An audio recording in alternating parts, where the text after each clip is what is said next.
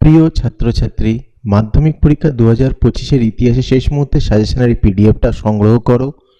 তোমাদের আমি একটা কথা বলে রাখছি যে ইদানিং যে কোশ্চেন হচ্ছে সেখানে কিন্তু তোমরা 5-7টা প্রশ্ন পড়ে গেলে ইতিহাস কিন্তু কমন পাবে না।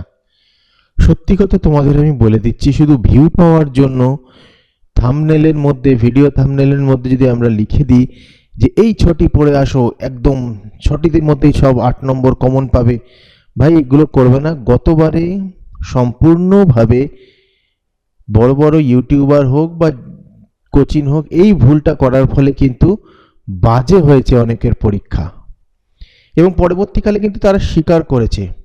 কিন্তু যেহেতু ভিউ পেতে হবে তার জন্য কিন্তু এগুলো করা হয়।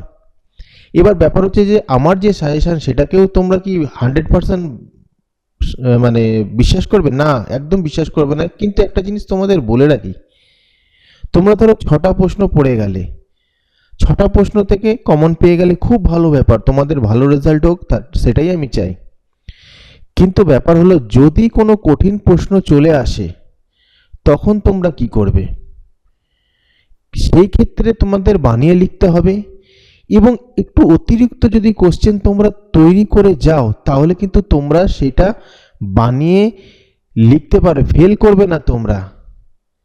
এই ভুলটাই একটা সাধারণ স্টুডেন্ট করে থাকে, যে শুধু সাজেশন পড়ে যায়, খুবই কম পরিমাণে সাজেশন পড়ে যায়, তার জন্য তারা কমন পায় না। অনেক সময় দেখা যায় যে একটু ভালো স্টুডেন্ট কমন পাচ্ছে না, কিন্তু তারা বানিয়ে লিখছে, কারণ তাদের অনেকগুলো প্রশ্ন পড়া হয়ে থাকায় তাদের তথ্যর পরিমাণ বেশি রয়েছে, তারা বানিয়ে লেখে।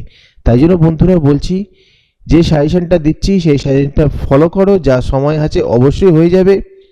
ভালো করে পড়ো। পিডিএফ পাসওয়ার্ড 14, পিডিএফ পাসওয়ার্ড আবার বলছি 14, এটা দিয়ে পিডিএফটা ডাউনলোড করে নাও। এগুলো পড়তে থাকো, তোমাদের অবশ্যই হেল্প পাবে। লাস্ট 4-5 বছরে যে প্রবলেমটা দেখা গেছে, যে ইউটিউবে যে সাজেশনগুলো দেওয়া হয়, সে আমি দিই বা বড় বড় ইউটিউবার যারা রয়েছে তারা দেয়, ইউটিউবে দেওয়া সাজেশন কিন্তু সম্পূর্ণভাবে ফ্লপ করে যায়। হয়তো এই সাজেশনটা দিচ্ছি, ফ্লপ করে গেল, কিন্তু একটা জিনিস মনে রাখবে, যারা একটু বেশি করে কোশ্চেন দিচ্ছে তাদের যদি সাজেশনটা পড়ে যাও, যদি সাজেশন একেবারেও না আসে তাহলে কিন্তু সেইটা দিয়ে কিন্তু অন্যান্য বানিয়ে নিতে পারবে। আর এই যে লিস্টটা করেছে, এটা সবচেয়ে গুরুত্বপূর্ণ কোশ্চেনের লিস্ট তৈরি করা হয়েছে, এগুলো ভালো করে পড়বে।